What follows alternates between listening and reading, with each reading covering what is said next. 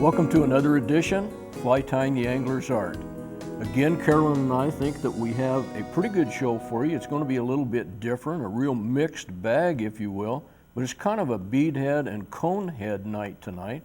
We're going to tie, first of all, a steelhead fly. It's called Bill's Halloween. Then I'm going to tie a panfish fly for you guys that like to fish panfish, although a lot of the flies that we've tied in this series would work for panfish. But I'm going to tie a blue panfish nymph, and then Carolyn's going to finish up the show with a love bug. So Carolyn, I have never seen a fly tied like this. You call it Bill's Halloween. Halloween. Yep. So tell us what we're doing. What we're going to use for materials, we're going to use a 6/0 black thread. We've got a number 2 steelhead hook.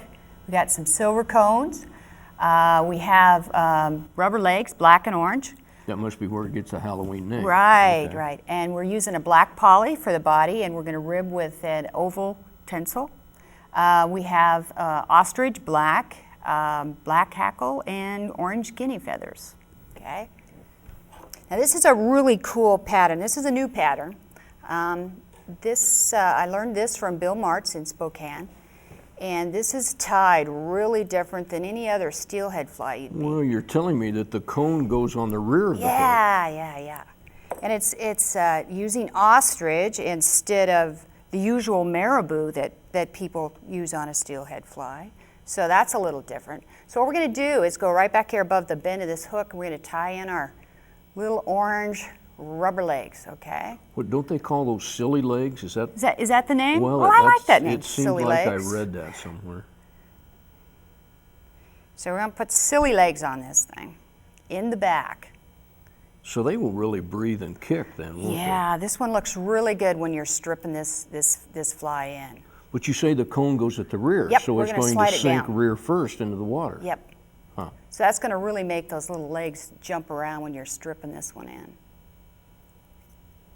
Okay, and we're going to trim these looped ones off. So we got another one here somewhere. So yeah, that gives it a real good flow in the What back. do you have on there, 6 or 8 maybe? Yeah. I put Okay. 2 and I doubled them over a couple times. We want to make sure those are fastened down really good and tight. We're going to add a little glue here on this. Now, do you try to keep those the same length, or you don't care? You know, it really doesn't matter. Some of his were pretty short, but yeah, you could trim them off the same length. These here are a little varied. Okay, I'm going to go ahead and finish this off right here. Get rid of our thread. We're going to But you have a lot more material. Oh on here. yeah. That was just for show, didn't I tell you that? Oh. This is it. No, we got a lot more to go on. Okay, so we got that glued down. Get my tinsel out of here. Okay, now we're going to slide this little cone head right back over the top of those legs. Oh, I see. Okay. That's why you had to take the Yep. thread off. Okay. Now, why would he come up with an idea like this to put the cone on the Well, back? you know, he wanted a little bit different action, I think, and this one really does when you're stripping this in slow and you stop the strip for a few Well, as it seconds. collapses, the legs would flare out. Right, and the ostrich will also flare out that we're Oh, going to okay. use instead of the marabou. Now I'm going to build this thread up in front of this cone so this little cone stays put here. So we're going to do a pretty good wrap here in the front. And I'm also going to put a little cement down on this thing. Okay, now we're going to tie in our black poly right in front of the cone. And here again, I'm surprised at the poly because it's normally a floating material. Chenille would probably work the same. Yeah, wouldn't it? with chenille. Yeah. I think he's looking more the flat look. Oh, I see. Okay. It actually looks pretty sleek. I'm going to take this up. Okay, we're going to go ahead and wrap this up. And you want to keep it pretty flat. The body, you're Yeah. saying. huh? Mm-hmm. Get this tinsel out of the way here. Yeah, keep it pretty flat.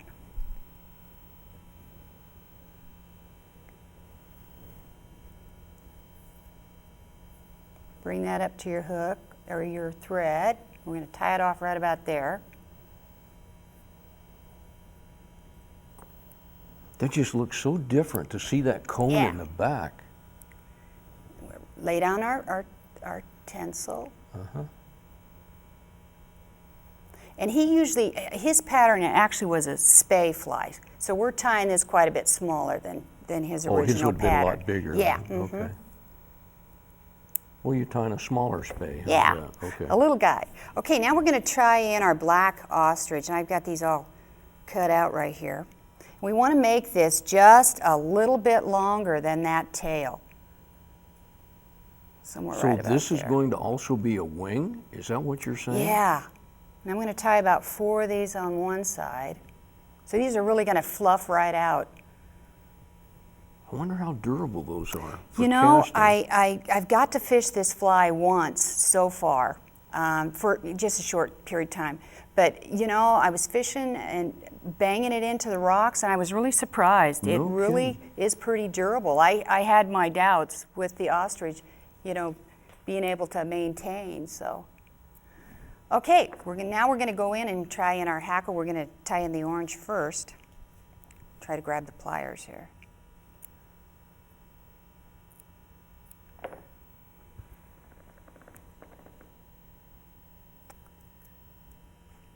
And we're going to put the black in here. But yeah, this is a very unusual. You don't tie one in front of the other for the hackle. Okay. I'm going to wrap them in together here.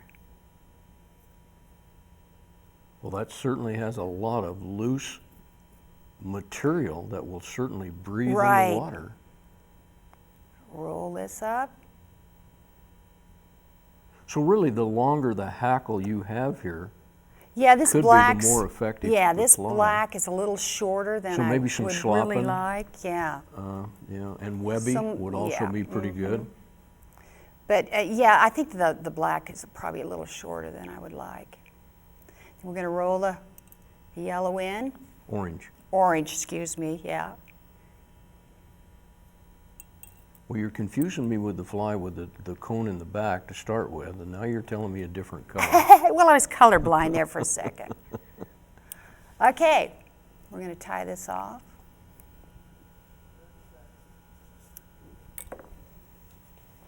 And finish this little head out.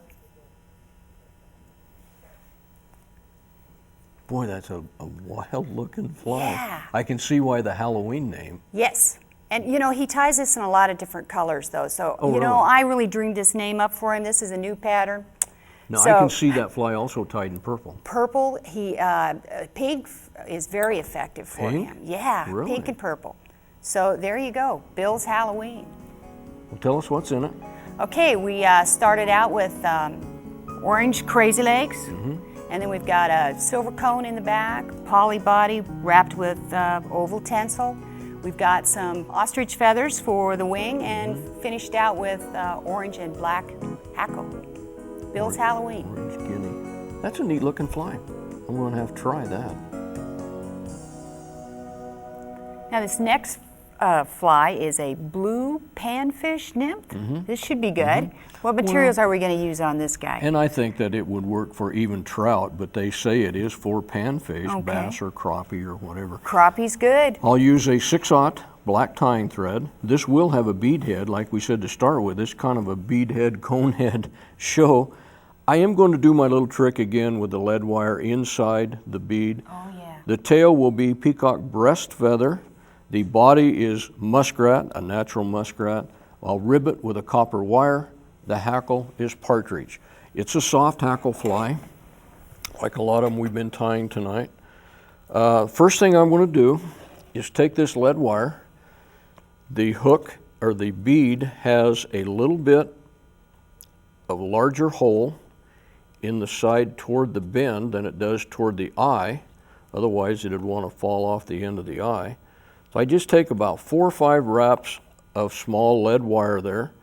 Make sure it's all pushed down, and just shove that right inside that bead. So that totally centers the bead, it locks it in place, and then I can take my thread and wrap in front, and there's one little tuft of lead wire sticking out, so I'm just going to wrap it directly down along the hook shank, and nobody will ever know the difference if you don't tell. I won't. Okay. That's a pretty good trick. I like that. Well, it solves that bead from flopping around. all over. Now, Pushing your material back yes, off the hook. I think this is where it gets its name from this blue peacock feather, blue peacock breast feather. And I'm going to try, I'm not going to strip it off of the stem. I'm just going to tie it directly while it's still on the stem. Okay. Tie it in place. That gives a pretty good coloration, and I think that it will breathe very well in the water.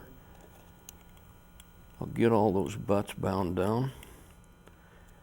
And then I'm going to put tie in a piece of copper wire.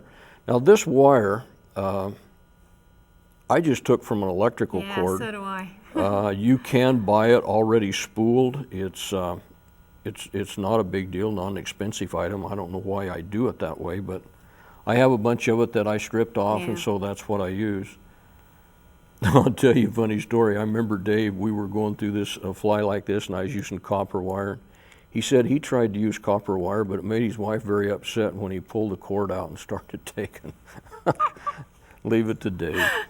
All right, muskrat. I've already taken some of that muskrat and cut it off. I've blended it together, and I'm just going to wrap it around the thread. Again, I do not use dubbing wax, and I see you don't either. I just don't like to fool with it. I will make a dubbing loop with it. That's a really good method, just to keep that locked down. Yeah. Looping it, and then you can still go through and pick it out if you want. Yeah. The pattern showing on here, and it could have been nothing more than the camera lighting for the picture, but it showed it was a fairly light muskrat, and if you have a whole muskrat skin, you could take it off the belly section, or if you wanted it darker, you could take it off the shoulder and back. So we'll take that. That may not be enough dubbing, but we'll see what happens with it. Now I'm going to spin this just to get it started, and I don't want it real tight. Then I'm going to take one wrap behind that ribbing. That way the ribbing will start already in the body section itself, and it will keep it from falling off the end of the hook. Now you said this was a new pattern, so you haven't fished this one before. I have not. I have not. But there's not a doubt in my mind that this fly will work. You know, I think if I had one fly to fish, I would use a soft hackle fly of some kind. I mean, if I knew I had to go out and catch a fish, I would use some kind of a soft hackle. Well, the little panfish definitely like soft hackle flies. Oh, yes. Yeah. Now this is a long shank hook. This is a 4X long. You could tie it on a 2X, a 3X long, any of that you would want to go with. I didn't get quite enough dubbing in there. And this one I'm not going to loop. I'm just going to wrap it on in just for time's sake. Now, did they pick this one out when it was It didn't finished? look like it, no. Okay. Now I'm going to reverse wrap this wire. It will stay on top of the muskrat just a little bit more. Okay. You know, I don't often do this on flies that I tie for myself, but it does show up very well on the camera when we do it that way. And then tie it off. And then I'll take a wrap or two on this side and make sure it's all bound down. When you cut wire, go to the very back heel of your scissors and cut it off. Save those tips for the fine work. And then a checker partridge hackle. You could use grouse for this. You could use about any soft hackle. Again, I'm going into the front. I'm going to cut that tip like we've done before. Cut the wide part off and tie it in place. Anchor. Okay. Yep. Now, doing it this way, this is not, and I've said this on other shows, this is the only way I can make a soft hackle work is by using hackle pliers. I don't particularly like to use hackle pliers, but the feather is so short, I just can't make it work right and fold it all back. So here we go with that soft hackle. You know, this fly will dive, that bead head and that lead in it will take it down deep. It will dive, those legs will kick. That partridge has a real nice mottled look. I really think this will be a dynamite fly. I know a little lake close to where I live that's got a lot of bass and crappie in it. And they always I'm like anxious. it on the strip anyway. Yeah, so this they one's gonna do. look You really bet. good when you're I think stripping it along. will. And we'll build a little head here. Got a little bit of that stem showing. I'm trying to cover up. And then I'll put the whip finish on it. I'll put a little drop of head cement on it. And that's a neat little fly, you know. It's I like that blue coloration from that peacock in the back. I have used peacock before in some of my steelhead flies, this breast feather. I haven't paid that much attention to it, but several guys tell me that it turns black when it gets wet. Oh, really? I didn't know that. I need to look at that sometime and see what it does. But there's a blue panfish nymph, has the blue peacock breast feather for the tail, has muskrat dubbing, ribbed with copper wire, chucker partridge for the soft hackle, and a gold bead for the head. Now you could use gold or silver or black for that fly also. And now for the last fly, keeping with the beadhead tradition that we started to this show, Carolyn's going to tie a love bug. Now I'll have to admit, I have not seen a love bug. You're also telling me you're going to show me a new way to strip peacock herring. Well, I don't know if it's a new way, but Well, it is I'm to sure me. you're going to come up with some more ideas after I've Okay. showed you mine. So here we go, the love bug. Okay, we're going to use 8/0 thread. We've got a very small 16 curved hook, Oh, scud hook. a little scud hook, and we've got a gold bead. We've got a little flash material for the shuck or the tail, okay? Blue. Blue, yeah. Okay. Very fine, some fine gray gray dubbing, okay? We've got some peacock curl, we've got a grizzly hackle, and we've got some gold wire for ribbing, yeah. Ribbing? Yeah, ribbing. Okay. Now, I want to see this peacock strip. Is that what you're going to do now? Oh, I have to do that right away, well, huh? No, well, when I do mine, I take a pencil eraser Oh, do you? and lay the peacock on the table and take the eraser and just erase the herl off.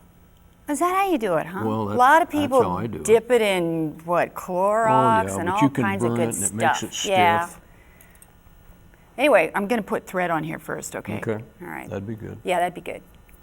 Okay, the only thing I do is I just use my thumbnail, and I'm stripping So it you off. go opposite the grain then, Right, basically. and just take off a lot. If you leave a few fuzzies, you know, it just gives it a little more body. Does it curl the stem? You know, as I try pull? not to. I usually cut that off. If you get down close to the end, it's going to curl on you a little because bit. it's finer. It's okay. finer. But then I just don't use that part. Just cut it off. So we're going to strip this all off. Of course, now my fingers are all fuzzy, but get as much of this off as you can. That's So you just amazing. use an eraser, huh? That's all I do. You don't have any fingernails? Well, yes, I do. Oh. Dave told me that I couldn't erase it if I didn't have a number 2 pencil, and we used to argue about that. But What size eraser do you use? I've never seen a peacock curl strip like that. I just never have. use my fingers. Now I'm going to cut off this part that I think's either going to break So or... is that going to be the body? Yeah, this is actually going to be the body part. Interesting. Okay, so we're Something gonna... new that I will try. Oh, yeah, wait, we have to put on this trailing chuck, though, first. And that kind of amazes me, a blue trailing shuck. Well, this is a little fly. You got to be able to see... That fish has got to be able to see it, I guess. So this is a bright So blue. blue makes it better, Yeah, okay. it must be. Okay, so we're going to put in a little tail. Now, is it just a single strand, or Just are you a doubling it? single strand. We're going to keep this right on top of the hook here. Okay. I'll go ahead and cut this off right about here for right now, just to keep it out of the way. Okay, now I probably lost my peacock. Oh, There it okay. is. Okay. Then we're going to tie in our little peacock curl that we stripped off. And that will become the body. That'll become the body. And we've got some really fine... Now, you have a scud wire. hook. Are you going down around the bend of the hook? Actually, just about, just where it starts bending. Okay. So I'm right off the From bend. this angle, I can't see where it is. Yeah, I'm right off the bend there. Okay. And I've got some very, very fine wire as soon as we find the end of it here. Isn't that the way it always Yeah. is with that wire? Well, we'll fix it. We'll just cut a loop out. Okay, very fine gold wire. We're going to tie that in over our peacock curl here. Well, and that's going to make that brittle, kind of brittle peacock Yep. stem a lot more durable, too. Yeah, hopefully. Oh, it has to. Okay, and we're going to leave them a little room up front there. So now we're going to wrap our peacock curl. And of course, it broke. Let's go back and tie it back on. Should have cut it off a little They're shorter. pretty brittle. They really are. We'll try not to pull so hard this time. I picked this pattern up down fishing in the Missouri River. Oh, really? And it works very well down there. I'm sure, like the Clark Fork. Oh, it probably would. Now, do you fish it as a dropper? I think. Oh, yeah, you know me and droppers. I love droppers. So this makes a great little dropper fly. It's very small. It's really quite easy to tie. So You know, people laugh about, oh, you can't catch a fish on that small of a hook. Oh, You'd be yes, you amazed at what they can. If do. you get those 3 and 4 pound German browns on this little guy, you know, that's good. Okay, now we're gonna rib this out with our little gold wire, just enough to give it a little bit of flash. And a little more durability. A little more You know, durability. you could also coat that with your head cement. Oh, the Give it a peacock little- curl? Sure. Give it a little more durability. Plus, it'll make it a Okay. little shiny. Now, I don't know what Oh, that's a you're good putting idea. on now. I mean, you probably can't do it now because it wouldn't be dry by the time Yeah, you by put the the time next you step put your on. But try that sometime if you're trying a yeah, few of them. so it puts a little shine on Sure, it. sure. And it'll glue it all together. Okay, now we're going to put on some really small amount of gray fine dubbing here. And it's going to be just kind of a little collar that we're going to stick right in here at the top. So is that basically becoming the head, if you will? Or is it, you know, or is it just the thorax? It's just. Oh, okay. Yeah. And now we're going to crown that with a little bit of grizzly hackle. And we're going to tie this right in the middle. We'll So trim where that did off this later. fly come from? I mean, You know, I'm not real sure. But I don't even know what it would represent. The first time I saw it was on the Missouri River, so I'm sure it's a local pattern for okay, them. okay. Because Could I have be, not seen sure. it in any of the fly shops, but Sure. yeah. So we're going to pull this down so it break the thread off. We're going to pull it down so it sticks right up. But we're ready. We got another spool going here. Ha ha! That was pretty quick, wasn't it? Yeah, you did. You did well. Okay, let's try this again. I was looking to see, you probably stole mine. I had another one ready to go. Yours is too far away. Okay, so now we're going to pull this down so we get a little crown going up in the air, okay? We're going to pull the front back. So we get a little what going up So in the air? it's kind of sticking right straight up in the air. Okay. And we're going to bring our thread up in the front. But not the butts. I'll trim those butts off. okay, Yeah, we're going to trim this down. And then we're going to pull both sides back and we're going to tie it off in the front. Right behind that little bead here. You're in front of that wing there then. Yep. Mm-hmm. And in front. Yep. Okay. And you know, you can see that little gray dubbing Okay, on and there. then we're going to trim this off. You So go. we've got just a little bit of shuck. Oh, you under you the left top. everything in and trimmed it. Yep. Well, I'll be. Okay? And then we're going to take this and we're just going to leave a little tag going. Of that blue. So, yeah. Which would wave in the water currents would move it. Yeah, there you go. Love bug. Little love bug. Tell us what you used. So what we got a peacock curl that we stripped down. We've got a little blue flash for the trailing shuck or the tail. We ribbed it with gold wire. We've got some very fine gray dubbing. And then we finished it off with some grizzly hackle right behind the bead. And there you go, a love bug. Well, that's all the time we have for our beadhead show. Mm-hmm. We had a Bill's Halloween, we had a blue panfish nymph, and we had a little love bug.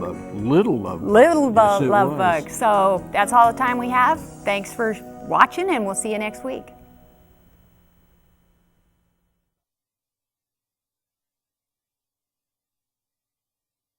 LeRoy and Carolyn have produced a 60-minute video demonstrating how to tie 10 of their favorite flies, available on DVD number 28 for $18.95 plus shipping and handling. Programs from this series are also available on DVD. Each disc contains 2 programs and costs $18.95 plus shipping and handling. Please indicate disc number 25 for this episode. You can get the complete series of 13 programs for $89.95. Credit cards are accepted. To order, call 1-800-883-0124 or visit our website, kwsu.org.